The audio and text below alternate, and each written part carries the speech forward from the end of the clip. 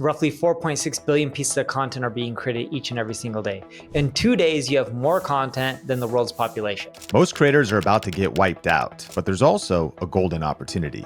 Everything's changing faster than we realize. AI is disrupting content creation, algorithms are fragmenting, and the strategies that worked just months ago are becoming obsolete. The algorithms have changed in which your follower count doesn't matter as much. Social media has been democratized. It's whatever gets tons of engagement when it first comes out, it just shows to everyone.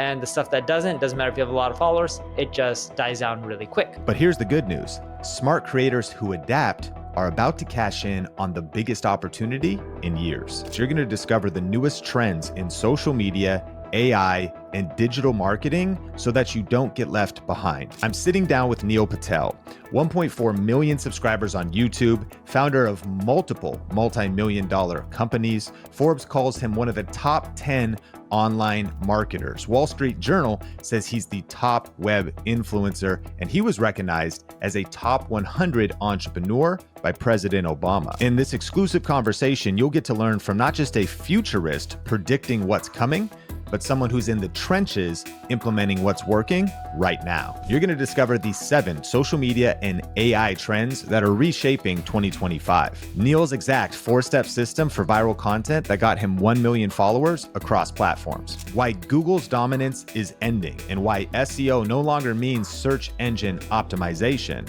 It means search everywhere optimization. This is everything you need to know, not just to survive, but to absolutely dominate in 2025. Let's dive in. You got to just press record. I'm super excited to dive into the content today. And recently you did a breakdown of some of the biggest social media and AI trends that entrepreneurs, marketers, content creators need to know. But on a broad level, what do you think is kind of the state of online marketing and social media right now? The biggest challenges and the biggest opportunities? The biggest challenges is there's too much content. Roughly 4.6 billion pieces of content are being created each and every single day. In 2 days, you have more content than the world's population. Now, when I say content, I'm talking about text, audio, images, videos, pretty much any type of content that you can imagine. Not all of it's published to the web, but it's being created. Great example of this is I can bust out my phone right now, take a picture of this. That is considered someone creating content, right? Because I just took an image. Technically, I didn't, but if I did, you get the point. It would be a piece of content. Or this recording of this podcast is an example of another piece of content. So the problem that you face is there's too much content and you got to figure out how to get attention when the algorithms have changed in which your follower count doesn't matter as much. Social media has been democratized. It's whatever gets tons of engagement when it first comes out, it just shows to everyone. And the stuff that doesn't matter if you have a lot of followers, it just dies down really quick. The reason there's a big issue with getting your content tons of reach is not that, oh, I didn't record in good quality or use good lighting or microphone like this setup. Because if you look at a lot of the stuff that goes viral and does well, it doesn't have any of these key characteristics. It's typically the stuff that's done well, not necessarily gone viral, but does well in today's world, is stuff that's new. Forget the word what's high quality content, because that's in the eye of the beholder. I'm talking about if you look at just in general, the stuff that's doing well is new stuff that no one's talked about before. And that's the big challenge that we face right now on the web, in which it's hard to create stuff on new topics because most things have already been talked about. So most things are regurgitated. That's a key insight. And so how do you spot things that are new personally? So the way I spot things are new, and they're not perfectly new, but they're close enough or starting to trend, or they are up and coming and going to be popular, is we have a tool called Answer the Public. And we believe search happens everywhere. So everyone talks about SEO, search engine optimization. We call SEO search everywhere optimization. And when you look at Google only makes up around 27% of the market share. They get around 13.7 billion searches a day. There's over 50 billion searches a day. YouTube is super popular. Instagram has 6.5 billion searches a day. Snap has 4 billion a day. Even the Apple App Store has 500 million a day. Like Amazon has 3.5 million a day. ChatGPT around 1 billion a day. So when you start looking at all this data, what we like doing on Answer the Public is it shows you what's up and coming, because it's using something similar to Google Suggest, where it's showing what people are recently typing in. And if you look at these platforms, if you type in a keyword like marketing or digital marketing or YouTube marketing, it'll show you the longer tail phrases that people are talking about. So I love using that tool, partly because it's mine, just being honest. But I bought it, I didn't create it. And the reason I love using it is it'll show me what's up and coming on YouTube, Google, TikTok, Instagram, and the list goes on and on. But my favorite one there is Amazon, because I can see what's up and coming related to products. And let's say if I'm creating products to monetize my YouTube channel, I'm not, but let's say if I was, I can start creating content around stuff that's up and coming on Amazon. And I can do the same query on Answer the Public on YouTube to see what's up and coming. And if they're different, the cool part is I can start going after the stuff that's up and coming on the other platforms that's not up and coming yet on YouTube or Instagram or any of the other social channels, and then create content for each one. I know that our community is going to geek out on this because we talk about Answer the Public a lot, and the fact that's your tool that you invested in and purchased. What is this speaks to the paid features, right? You get 3 free searches a day, but are you talking about the deeper level of Answer the Public? And of course, we'll link up that tool in the show notes. No, you can do most of it for free. And I think you get 4. You get 1, then you register, and I think you get 3 more. So whether it's 3 or 4, doesn't really matter. You get keywords unlimited, none are blocked. You may not got CPC and search data on all of them, but that's okay. You just go, you don't really need the CPC and search data. I know those are premium features, but like it's up and coming trending stuff. The CPC and the search data is not going to be 100% accurate. And it's not going to be a representation of where that keyword is going or potentially going. Well, everyone's going to be more pumped than ever. This is a free tool and opportunity you can start using right now to spot trending insights, upcoming topics, so that you can create new stuff, because that's what's working on YouTube and social media right now. And you recently made a video about trends in general, and I've written down 7 key social media and AI trends for 2025. And I want you to unpack some of these so that we can stay on the cutting edge as creators and entrepreneurs. And number 1 is platforms now prioritize new creators more than ever. Can you break that down? Yeah. So people have this misconception like, oh, I'm going to join YouTube, but it's too late. I don't have any followers. And they don't care if you have 1 million followers or 0 followers. What they really care about is, did you create some amazing viral piece of content or just amazing piece of content that people love within your vertical or niche? Again, it doesn't have to go viral. And is this content that no one else has been talking about on the platform and fills a void or a gap for people searching or looking for content around that topic? So if you create content that's super high quality and engaging, you're much more likely to get views. And it doesn't matter if you're a new account or old account or have a lot of followers or little followers, because if you have a new account with very little followers or no followers, when you publish the content, they show it to people, and they show it to people who they think would be interested. And if those people are interested, they like, they comment, they share, it's going to cause them to start showing it to more and more people, even if you have no followers. And this is a great example, of this is if you look at a lot of the viral videos out there on YouTube. Long time ago, I saw this dude. I think he had dog in his screen name or username. I don't know exactly what his username is. I'm not trying to offend him. I think the word dog was in there. Cool dude. He had like a tattoo of a feather, I think, going down his neck. I could be off. And his car broke down. He longboarded to work, right? Is a version of a skateboard. It's just a longer skateboard, I believe. And he was just chugging some cranberry juice in a big bottle. What followers did he have to make him get millions and millions of views? Same with on YouTube. I saw this clip of this girl who said, I'm looking for a husband in finance, 6'5", blue eyes. I don't know what the other things were, but it was catchy. And then she even released a video or a music video with it with, I believe, David Guetta or one of those musicians. And she started getting tons and tons of views on YouTube and all the other social channels, but she didn't really have the follower count to get that many views. It was just more so the content was catchy and good. I was watching CNBC, so I watch a lot of the financial sites, and they even reference that clip of her talking about it. And funny enough, that's actually how I first learned about it. It actually wasn't YouTube. I first learned it from there, and then I went to YouTube to go find it. So we're living in an era where you can go viral regardless of following, and even if you're just starting from scratch. I've heard it said one way by, I think, Gary Vaynerchuk. I'm curious your take on this statement. I believe we're no longer in the era of social media, but we're in the era of interest media. Do you agree? I agree. And that's why I said you need to create new content. And if people like it and the people who see it that they show it to comment, like, share it, which is crazy. Not everyone's going to do that. But if everyone did that, it got shown to 10 people and everyone did it, then it got shown to 100 people and they all did those three things, not manipulated, not, fake comments and likes and shares, but they genuinely did it. They'll start showing it to 10,000, then a million, and then it just explodes. Why? Because those three things that I just mentioned on YouTube signal that someone's interested. And another one that people very rarely discuss is watch time, right? And I know it's discussed on a lot of different channels, but people discuss how you can get more comments, or they discuss how you can get more likes or shares, but not enough people focus on watch time. And if you look at a lot of the tips that try to teach you how to get watch time, they try to give you hacks.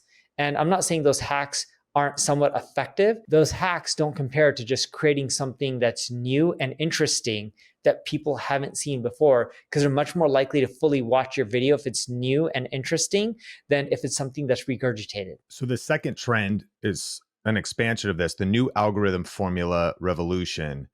You're kind of just breaking this down.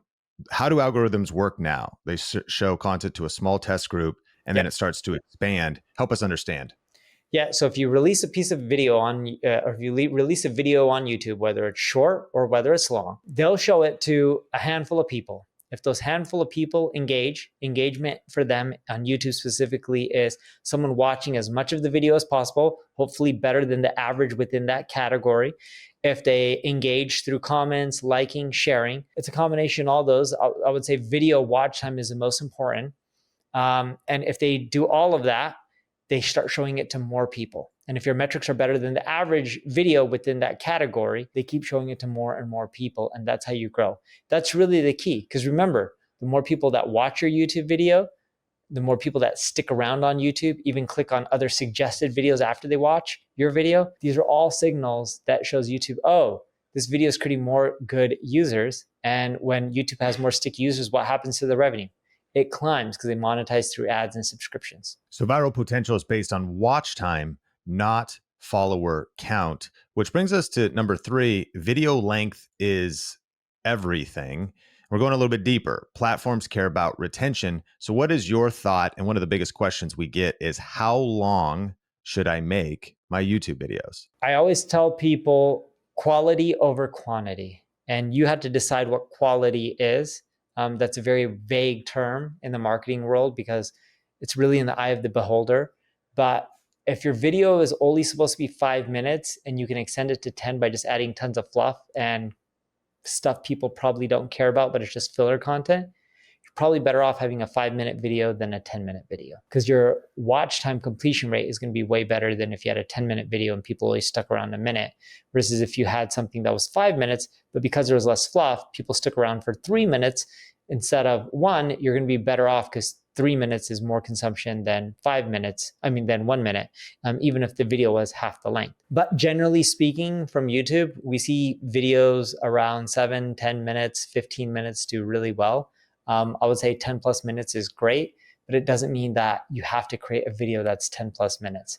Focus on what content that you can create that's really new and interesting, where people want to continue watching, versus focusing on the length of the video. Are you ready to start your YouTube channel, but you don't know where to begin? Or have you been posting videos, but you're frustrated because you're just not getting the views and nobody is seeing them? For a limited time, you can get the #1 best-selling YouTube strategy book, YouTube Secrets, for free at ytsecrets.com. This book is the proven blueprint that has helped thousands of people go from 0 subscribers to a thriving channel. All I ask is that you pay shipping, and then I will mail you the brand new updated second edition of YouTube Secrets. And when you place your order today, there's a couple other super cool things that I'll hook you up with. First, you're gonna get instant access to a free deep dive masterclass where I will break down the exact strategy I'm currently using to generate over 120,000 views per day, every single day on YouTube,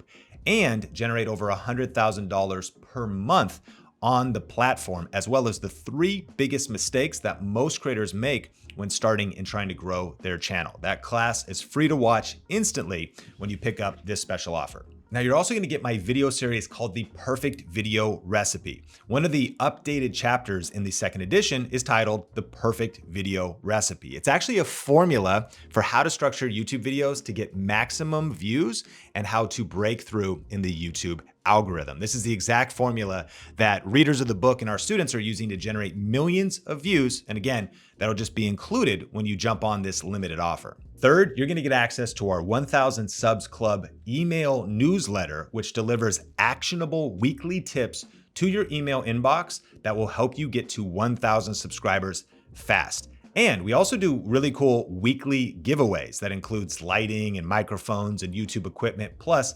software that will help you on your creator journey. But here's the thing, supplies are limited on this free book promotion. So if you wanna grab this offer, go to ytsecrets.com right now and just place your order covering shipping, and I'll get this book in the mail to you right away. We've been unpacking some things you've mentioned, but the next one is AI-powered recommendations are a game changer. Is there anything else to expand on that? If how AI is driving these algorithms and making viral growth greater? Yeah, well, it's pretty much self-explanatory, like you mentioned. The recommendations just end up letting people know other similar videos that they can watch. But here's a real cool thing. YouTube, for the longest time, when you talk, even if you don't upload a SRT file, it can add it for you and let you know the text that the person's saying. It wasn't always 100% accurate, but it's good enough. With AI, not only are they better at understanding, what words you're saying, but they're better at understanding the context of the words and the meaning and what you're really talking about and the topic.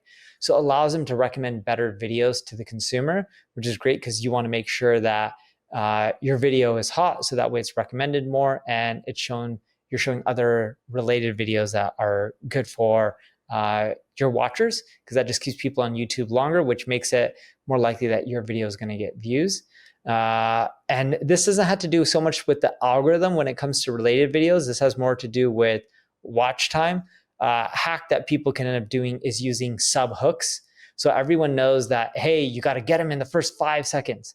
Well, if you have a 10-minute video and you're talking about 10 different sections in that video, try to use a hook for each section. So then that way, those are like little mini sub hooks. So that keeps people intrigued, so they keep watching the rest. This is, like you said, self-explanatory, but if we were to take this strategically deeper, how do you go with the approach of developing your content, researching your content? Because what I'm hearing you say is Google and YouTube understand better than ever before what we're saying, how we're structuring our content, what the meaning is, what the context is. But that means we're going to need to inject all of those things in our content in a very strategic way. So for the busy creator, the busy entrepreneur, what do you think it takes to put together rich content in video form to win in today's marketplace? When you leverage research on YouTube, what I see most creators doing is they'll research topics. Like I can research a topic like LinkedIn or how to grow on LinkedIn. They look to see what was already popular that other people created, and then they create a similar videos with their own take. The problem with that formula is you're pretty much doing a version of something that already did well. And you're probably doing a version of something that did well many times. So it's kind of now played out. So when you create it, you may get some views, but you're not going to get anywhere near the views in most cases like the original versions. What I recommend doing is you research what's hot. So for example, if I'm in marketing, digital marketing, which I am, and I teach people how to get traffic from Google or AI platforms or Instagram or YouTube, I would start doing research on, let's say, what's popular with ranking on Google, and then see what all the popular videos were. Same with ranking on Bing, because they're both search engines that most people are familiar with. But now everyone's starting to use ChatGPT. I would then see what type of content is popular for ChatGPT. I would also see what kind of content is popular for Perplexity. I would do the same for Claude. And then I would look for the gaps. What are the gaps that people talked about largely when it came to ranking for Google and Bing that people aren't talking about for ChatGPT, Perplexity, or Claude? That gives me an avenue to fill this void. Because if I can do that, the chances are people would be interested in that video because Claude, Perplexity, ChatGPT are all popular platforms. The key is it has to be relevant to it. I can't take something that was related to Google and it wouldn't work on ChatGPT and be like, look what you can do on ChatGPT. Then I'm just creating misinformation. But assuming it would work for ChatGPT, or there's a different spin or a relevant spin, or there's similar types of factors that I can leverage or concepts, I now have an idea for a video on something that was popular for a different channel, but there's new channels that people are interested in that aren't talking about that, yet they should know about it. Those type of videos are likely to do very well. Genius. So we're learning the strategies that worked just a few years ago are quickly becoming obsolete, and brands and creators that fail to adapt really risk watching their traffic conversions and ROI vanish. Yep. Some of the other trends that you've identified is that brand recognition trumps traffic volume. Can you explain what that means? Yeah, so let's go back in time. All right. Search engines, and I consider YouTube a search engine because people search for content on there, or a content engine, whatever you want to call. But a lot of experiences, or most online experiences, start with a search. YouTube and Google have this problem of misinformation. And if you go back into time, when Google first started, there was always misinformation. You fast forward to today, there's still misinformation. When you look at these AI platforms like ChatGPT, sometimes there's misinformation because what they're doing is they're crawling the web. And they're taking what's been out there, and based on things like links and social shares and comments and engagement, they're determining what they should show other people. But then they realize you have extreme cases, okay? And I'm not trying to get political here, but I'm going to give everyone an extreme case that they can relate to. A few years ago, we all had COVID-19 that popped up in this world, right? Sadly, people passed away from it. If you fast forward today, it's kind of, people don't really talk about it and they're used to life and they just go around their day. I don't know how many times you walk around and you see someone with a mask, but for me, it's very rare. If I see 100 people, it's very rare that even one out of them has a mask. I was just on an airplane from Air France or Paris to Los Angeles. And when I was standing in line to board the plane, I don't think any one person wore a mask. The only person I saw with a mask, and I could have missed someone, was one of the people working for the airlines, and they themselves had a mask when they're helping people scan their boarding pass. But when you look at COVID, they had an introduction of COVID vaccines. And if you ask people what they thought about the vaccines when they first came out, most of the articles were really positive. Some were negative, and some of the negative ones were getting tons and tons of engagement because there were some people that were against it. And I'm not asking if you're for or against it or if any viewer was for or against it. That's not the point. But you have extreme examples on both points. And, even like Facebook, Mark Zuckerberg publicly went out and said he had to censor some data based on government requests related to COVID. But if you fast forward to today, okay, again, I don't need to know if anyone's taken a vaccine or not, but chances are, whether you took a vaccine or not in the past, you don't take any more booster vaccines or anything like that. I don't even need anyone to answer this. You can just go look at the earnings of Pfizer, Moderna, or any of the stocks out there. The data is pretty much public on how much revenue they generate from vaccines. And the number is really, really low compared to a few years ago, right? Their stocks boomed from it, not anymore. The reason I bring up this example is everyone can relate to the COVID vaccine era. So how does a user know when there was COVID, when they were searching for a video on YouTube or doing research, which one is accurate and which one isn't? Because the people for the vaccine and against the vaccines both had tons of engagement and tons of comments and views and shares and saves and links and all this kind of stuff, and tons of watch time engagement. So it's really hard to know which ones the algorithm should show up. So one thing they started doing over time is saying, hey, if this video is from WebMD, a brand that's well known for health advice, or a doctor like a Dr. Fauci, we are more likely to show it because it's a brand or it's recognized, and they're less likely, not 100% unlikely, but less likely in their eyes to push out fake information. So these platforms look for brands and they try to push brands first because they know they're less likely to put out fake information. A great example of this is CNN. If you watch CNN and they post something, you would hope, because it's a well-known website, they're less likely to put out fake information. My dad watched a video on CNN. This was a year plus ago. And it said Neil Patel is running for, I believe, senator. You know I'm not a politician. And they had my face all over it. What's the problem when you Google Neil Patel? You want to take a guess? You already know this one. If you Google Neil Patel, what do you think is the biggest issue if you're looking for an image? Reveal it to me. Okay, the biggest issue is going to be, I'm going to rank for everything because my background is SEO. You agree with that, right? 100%. So you're going to so this same name is what you're saying is running, and you're going to outrank that individual because of brand. Yes, not on purpose. So CNN showed a video of me running for senator, like my image of Neil Patel. Technically, there was a Neil Patel running for senator. I don't know if he won or lost, but he was in a different state and it wasn't me, but yet CNN showcased my image. Typically, that's very rare for CNN to do. They didn't fact check it. But if they did, or the YouTubes of the world, the Googles of the world, the Facebooks of the world, typically assume that the brands usually do fact check, and they usually do. So they're more likely to showcase their content because they know they're likely to create less fake information than a random person. So you got to build a brand over time and showcase your experience, your expertise, your authority and trust. And if you don't have any of that at the beginning, that's okay. By continuing publishing content, building a community, you can build up those signals. So this trend is brand recognition trumps traffic volume. And this matters in today's fragmented marketing landscape. With 59% of Google searches resulting in no clicks, brand awareness drives purchasing decisions across 11 touch points.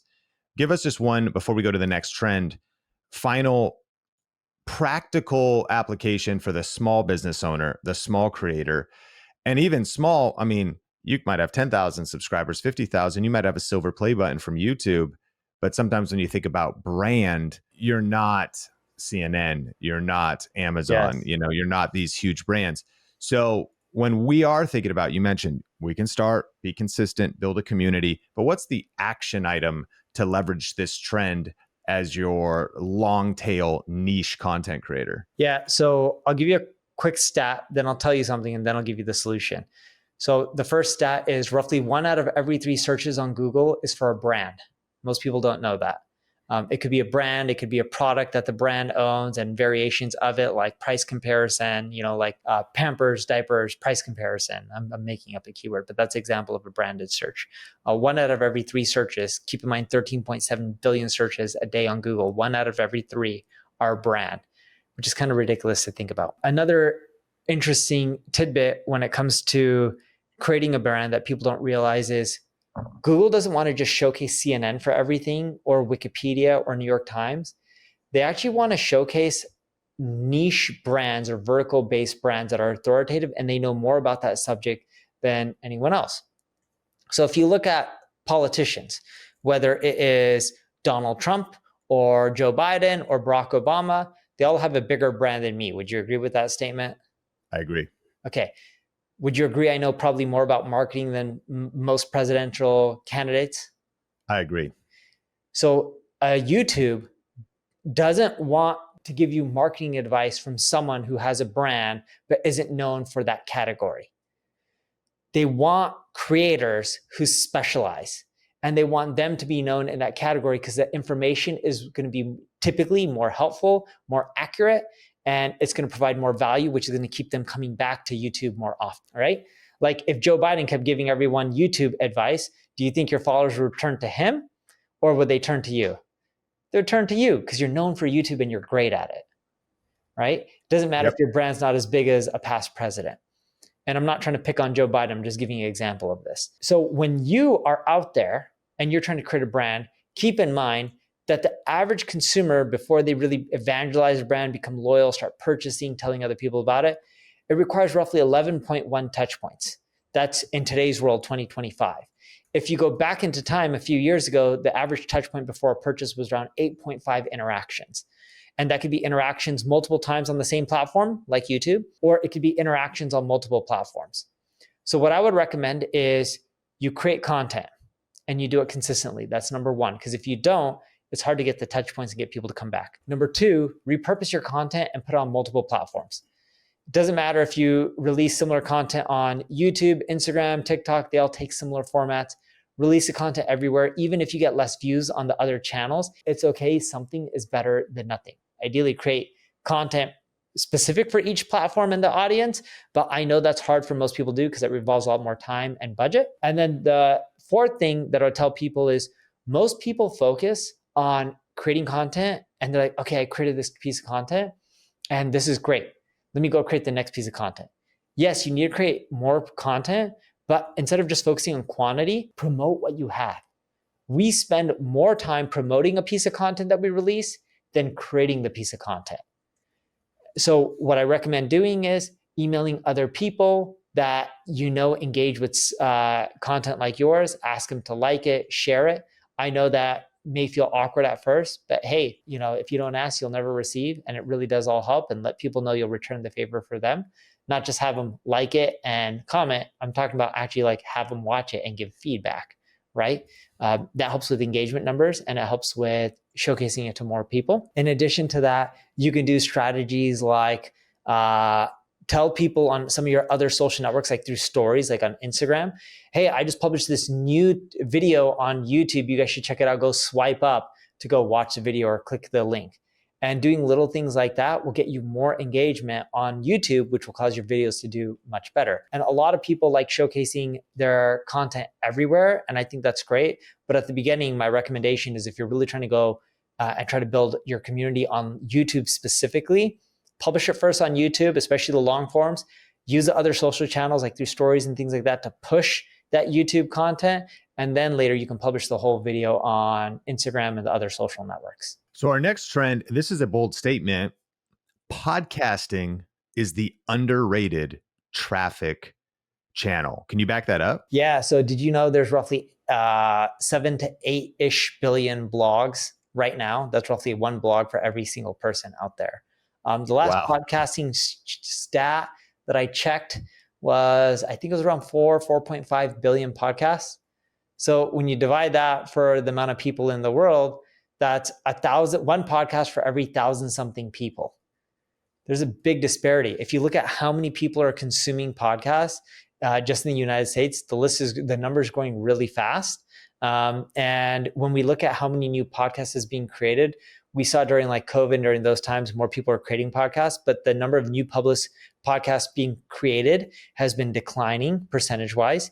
And a lot of the old podcasts aren't active anymore. So if you just release a podcast just because there's so much demand, it tends to just get viewership without really much promotion, audience. And if you do video format, you can leverage it for YouTube. You can leverage it for Spotify as well, because Spotify, you can upload video podcasts and you're going to get more views as well. And if you look at like Joe Rogan, how many people consume his podcast through the video version?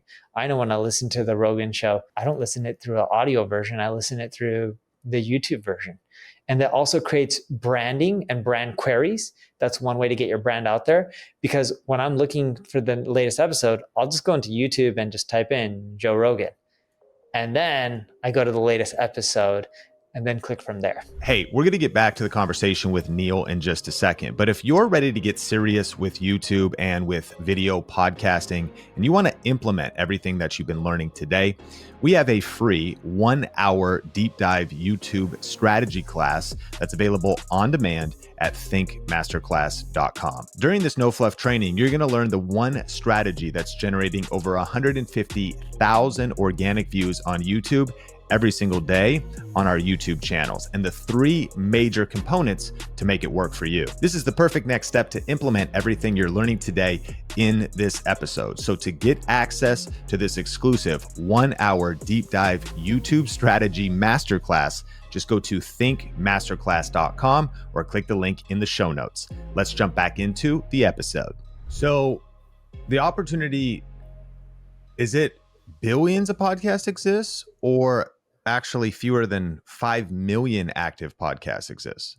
No. So there's around 4.5-ish million podcasts. Most of them are not active. Blogs. Sorry, I think I said there were 7 to 8 billion blogs. Did I say that? Yeah. No, I'm actually wrong on that. I meant to say there's roughly 1 billion blogs, 7 to 8 billion people. So there's one blog for roughly every 7 or 8 people. Got it. Podcast, there's 4.5-ish million podcasts. Some are active, some are not. Same with the blog. Some are active, some are not. But there's one podcast for every 1,000 something people. It's just less competitive. Got it. So, I mean, yeah, that disparity is insane. And so also the podcast medium attracts an affluent audience with the average income of $75,000 or higher. Yes. So you have more loyal listeners. This With is more kind of an money. interest, more money, better customers, more serious. So not all traffic is the same. If you were to think about, yes, there's short form opportunity. Yes, people are in TikTok or YouTube Shorts. But even if you look at the RPM on a YouTube short, maybe it's 15 cents if you're doing well. On a video podcast in a professional niche, the RPM could be $10, $20. It could be even higher. Speak a little bit to also, why podcasting could be an underrated traffic channel, even if your audience is much smaller and more niche. You're building really strong loyalty, and it's much easier to drive a conversion from a podcast versus a short. If you don't believe me, you just gave the stats on monetization from a short versus a long form video. Look at Mr. Beast. He's published some of the data on how much he makes from a short versus a long form video. It's night and day different. The reason shorts don't monetize well isn't because people don't consume them. They're not as engaged. They don't typically recall the next day what they consumed. And that's why long form videos, especially if you're in professional services or in a niche that's lucrative, just perform way better from a monetization and traffic standpoint. And the reason it builds a lot of traffic is when you look at most podcasts, they tend not to be scripted. They're just real and people are talking and they're getting to the nitty gritty and revealing stuff that they may not in a typical day in a life. And those episodes do extremely well because people are being vulnerable, they're being transparent, and people like it. It shows the ups, the downs of people, the good, the bad, humanizes them. So if someone's listening to this and they're wanting to get into this opportunity, YouTube, podcasting, social media, and number one, maybe they've actually tried and failed so far. They've had mediocre results, and maybe they're still trying to figure out their angle, their niche, what exactly their approach is going to be. But also maybe they actually have not chosen their strategy yet, and they're trying to think about what's my content format going to be? How am I going to approach this?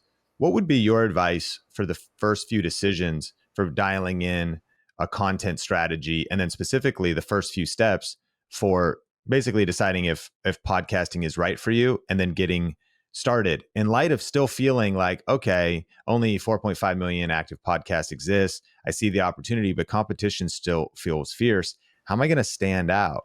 Everyone's interviewing the same guest, quote unquote. How could I figure out my unique angle? What is your advice? You don't have to figure out a unique angle. That's a beautiful part about podcasting. I don't care what niche you're in, it is not competitive. There really isn't that many active podcasts, especially if you look at how many people have produced 50 plus episodes. There's not that many that survive. Not because you can't get views, it's just people give up and they're not consistent. It requires some work. If you just go and create it, you don't have to have a unique angle. You can interview some of the same guests. What makes podcasting unique isn't the guests, it's what you're asking the individual.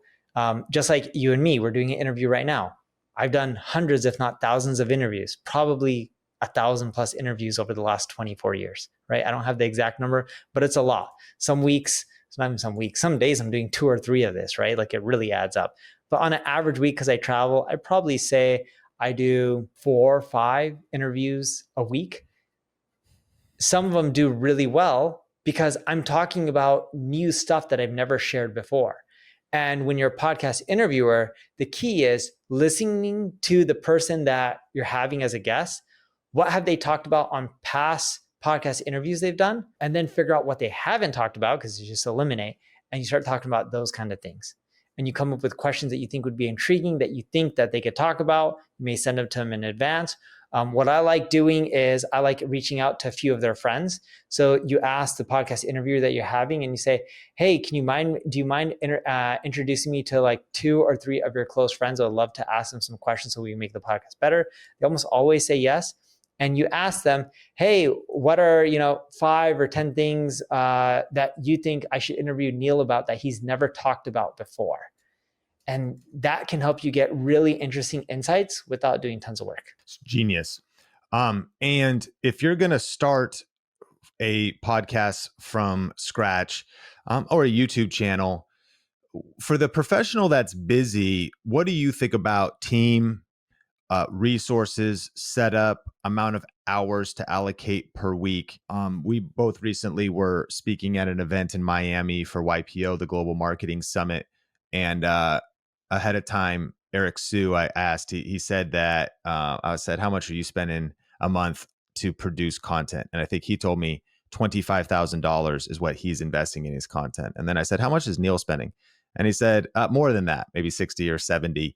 And I'm curious, for someone listening to this, they've got a growing business, they've got revenue, but they're not ready to spend 70 grand a month. Speak to like the workflow, maybe the team, minimum viable product to get your media company internally at your company off the ground, and maybe some steps to that with what you're doing, but what you might recommend to somebody that's starting. So when Eric and I record a podcast, we tend to record in the same room that I'm in right now. And we pay a gentleman named Noah, who's amazing. He helps set it up, do the lighting and all this kind of stuff for Eric and I. I have my own crew for my own stuff, but when we do our podcast together, we've been using him for ages. He used to be one of Eric's ex-employees and then went on his own. And he was there also at the YPO event. So when we were at the YPO event, Eric and I filmed a marketing school podcast episode in his room. We literally took just some camera and some portable mics. It came in this rectangle case. I don't know what it was called. And you just take two out and you just clip them. I think you know what it's called, but I have no idea. They're wireless. Might be like the Rode Wireless Go or the DJI mic. DJI. There you go. It was something like a DJI, I believe. And we plugged it on. We didn't script. And we just talked about our experiences for an hour and a half because we were too busy and we didn't have time and we were just real and authentic. We got more views from that podcast episode with less quality editing or any of that. And we were just sitting on a couch. It wasn't set up professionally with lighting, sound, video, or anything like that. And it just got more views. People assume that you need to spend money to create content. That is so false. You can just bust out your iPhone and just start recording. And you can have your first podcast episode. Literally, you can just do that. Or you can bust out your laptop, set up an interview on one of these channels using like StreamYard or Restream or any one of them, and just start recording with someone else, and you got your content. Okay, so the barrier to entry is super low, and to think it's going to be about the money or the resources. No, it's not about your resources. It's about your resourcefulness when starting. Why then do you spend $50,000, $60,000, $70,000 a month on content? And what's the trajectory to scale for somebody doing what you're doing? So if that's mid to advanced level, break that down for our advanced listeners. Keep in mind, I have an organization with, call it 1,000+ people. I don't know how many countries we're in, 28 countries. I don't know how many different languages. So when I produce content, I got to produce it for our global operations and for a lot of different customers that don't necessarily speak English, because we're dealing with large corporations. And when you work with large brands, not everyone working at these corporations in marketing speak English as their native language. So when they're using YouTube and they're searching, they typically are searching in their language versus English. Now, a lot of people in the business world do speak English, but when they're looking for content, consuming it, English isn't the first language that they're going after. So what we do is we create content for a lot of languages, and that's expensive. AI tools like HeyGen have started to help reduce costs. And we're also an agency, and a lot of our clients are global 10,000 companies. They're publicly traded. They have massive global operations, and they want the nice quality lighting, just like right now. So it's one of the reasons that we do it, because it aligns with our customers and what they're looking for. But no joke, most of the content that my team here have filmed that's lower quality tends to get more views than the stuff that is highly produced and edited. Powerful insight. So a lot of the budget that's expanded is speaking to the scale of the business that you run, the agency, the global reach, translations. AI is giving some new opportunities. But for someone to start a show, start a YouTube channel, that barrier, it's an excuse. Gear, uh, expense cost, you're saying that's an excuse. Really, what you want to be focusing on is starting and being consistent. And especially if I heard you correctly, the big opportunity is most will quit, most will give up. Uh-huh. Most podcasts never reach 50 episodes, right? Correct. Okay, final trend, social commerce is the new front door. What do you think macro we should be paying attention to as this trend, but also such things as TikTok shop, Instagram shop, and YouTube shopping as really for the creator an affiliate marketing opportunity that's native to the platform, that clickable product links can show up on shorts and long form videos. What's happening with this trend and what should we be thinking about strategically? Yeah, so I believe the number that I last saw was, I think 7 trillion or 8 trillion will be spent on social commerce a year by 2030. That's a crazy large number. The question is how can you get a small fraction of a slice, right? If you do that, you're making money hand over fist. And what you want to do is focus creating content within a specific vertical and then start monetizing. You can monetize by white labeling, doing affiliate stuff, making it easy for people to just sell products right then and there. You can be an ambassador, not an influencer. Influencer is one thing, but how can you be joint with the company and create a product that can also be partly yours and sell it?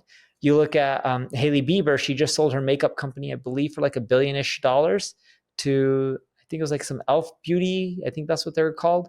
She had a few partners. I don't know if they had investors. I think some of it, quite a bit of it was in stock compensation instead of just cash, a large chunk of their overall shares. And when you look at that company, what did she have? She had partners who understand the industry, but she herself had the brand, the expertise. She was using her platform to start selling. You can find other people who are well known, partner with them, and do some of the operations or build your brand and then push out products on these places. What we've been seeing that's really effective right now is partnering up with other influencers, giving them a percentage of all sales and having them be part of the product in an affiliate way. And that grows your channel, your brand, helps with sales. But what's really interesting with shopping is you're going to see more people eventually go live on these platforms and sell live, kind of like QVC. We see that in Asia. That I bet you is going to start booming in the US within the next few years. And for those that are following along, but when they hear this idea of social commerce and they say, like, what exactly do you mean? Or social shopping, can you define it at a basic level for what that even is? I'm on Instagram, loading up the app. I'm casually browsing, going through reels. All of a sudden, it stops my flow and someone shows me a product. Could be an ad, could be organic. Click a button, buy it right then and there. Don't even leave Instagram. And then boom, they generated a sale. And it's all done. And they have autofills and all that kind of stuff. It just makes it super easy to buy, because most people look at marketing as, let me create a video promoting a product, then send you to a landing page, then get you to read everything and then buy. Why can't you just do it all in one video and do it right then and there so someone doesn't have to leave the platform, so you have less of a drop-off rate? Typically, we see higher conversions. So this is a major shift because it's replacing traditional search, that social platforms are the primary product discovery mechanism. Yes. I actually was at my friend David's house in Vegas, and I'm in his living room. I'm like, that's a nice carpet. And he goes, I got it on a TikTok shop. And I was like, what? Personally, I haven't converted that way yet. And I was like, you bought like an area rug off of TikTok? He's like, yeah, and I would imagine that product came to him. Algorithmic, it came to him, caught his attention. Now it's a purchase, lower friction. What do you predict is going to happen over the next few years with this? How significant is it? I think it's going to be one of the biggest commerce channels out there. And Amazon and everyone is trying to do partnerships and get their hands on it. Product discovery is huge. We watch all this short form content on all these channels like YouTube. It's hard to monetize. Look at the ad revenue. It's just terrible. The ad revenue is not terrible because these networks don't want to pay you money. They'd gladly pay you more if they can make more. They're just not making that much off of short form content. But what they're finding is it's easier to sell people products than it is to get them to click on an ad through social discovery. As we land the plane, a couple topics: search, YouTube, and AI, with some of your final thoughts. The first would be search. You have written a lot of articles about what it takes to rank, what it takes to rank on Google. You're an expert at this. Do you think anything has changed on what does it take to rank on YouTube in 2025? I don't think much has changed. I think the big thing that people tend to forget is we see people rank better when they keep their profile on YouTube specific to a vertical versus talking about everything. So I talk about marketing videos, but sometimes my team's like, let's go broad and let's test this out. It may get more views, like, how entrepreneurs are making millions of dollars through ChatGPT.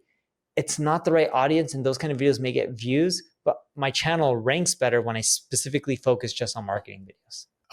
And then as far as YouTube goes, what's your mindset right now, or maybe, a tactic or strategy right now? You're saying, okay, YouTube's competitive. I want to focus on, you covered earlier, you're using Answer the Public to spot some topics.